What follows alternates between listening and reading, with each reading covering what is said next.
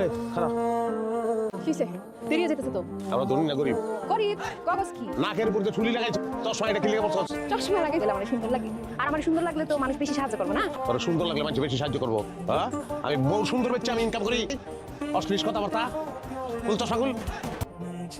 তো বউ সুন্দর হলে যদি এত সমস্যা হয় সুন্দরী বউ দিয়া তুমি ভিক্ষা করাইতেছো কে বিকনি দুনিয়া তোর ভিক্ষা উঠে গেছে করে না কোনো পেশারে কোনোদিন অশ্রদ্ধা করবি না ভিক্ষা করতে যোগ্যতা লাগে জানে না সৌন্দর্য হলো ভিক্ষা লিখে অযোগ্যতা উচ্চ ভিক্ষা দেয় না বিয়ে করতে চায় আমরা গরিবের মাথায় রাখবি গড়াগাড়ি খুল জলদি খুল গড়াগাড়ি আমরা বেশি করি বেশি করি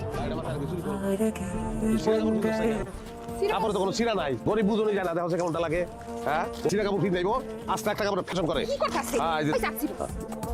ওইছে না গন্ডগোল করেন না আমার পক্ষ থেকে আমার মেয়ে এখন আপনাদের কাপড় আপনারা তার জন্য দোয়া করবে স্যার দয়া করে আমরা বেশি গরিব স্যার বুঝলাম না বেশি গরিব মানে আমার কোনো লুঙ্গি নাই আমি ঘরে লুঙ্গি ফিনতারি নাই যে ফিনান্সি এই যে গেঞ্জি আওলাদ ফিনান্সি গামছা আওলাদ ফিনান্সি আমার বউটার আওলাদ আমি আমার বউটার যে শাড়িটা ফিনান্সি এই যে শাড়িটা দেখেন এই যে শাড়িটা দেখছেন এই শাড়ি দেখেন সিনা শাড়ি আপা গো কষ্টের কথা কি কমু মাইয়া মানুষ তো মাইয়া কত শাড়ি পরে করি আপা কোনো শাড়ি নাই ঘরে কোনো শাড়ি নাই শাড়ি আমার মা আর আমার বউ বাক করে ফিনতে খাইতেন না ঘরে পারে খাওয়ান দিতে পারেন না ঠিক মতন কতদিন ধরে না খাই আছি আপা আর বিয়ার পরে কোনো নতুন শাড়ি পাই নাই আপা এই এক শাড়িতেই আছে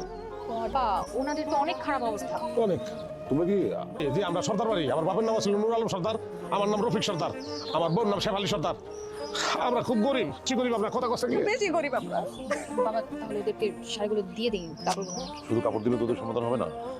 টাকা লাগবে এবার তুমি এই যে 10,000 টাকা সেটা রাখো তুমি কদিন পরে আমার সাথে আবার দেখা করবে কিন্তু আরে কাটতে হবে না কাটতে হবে না আপনাদের কি কোনো ছেলে মেয়ে নাই আমাকে দুজন একটা পোলা ছিল ওর বাপা নাই ওর এতিম কাটা দিয়ে দিছি কি করবো শোন করলে শোন করলে গরম ভাত জুটবো আমরা বাপা আমরা থাকে তো নাই খাওয়াইতে পারি না পোলারে আমার এক বন্ধুর এতিম খানা আছে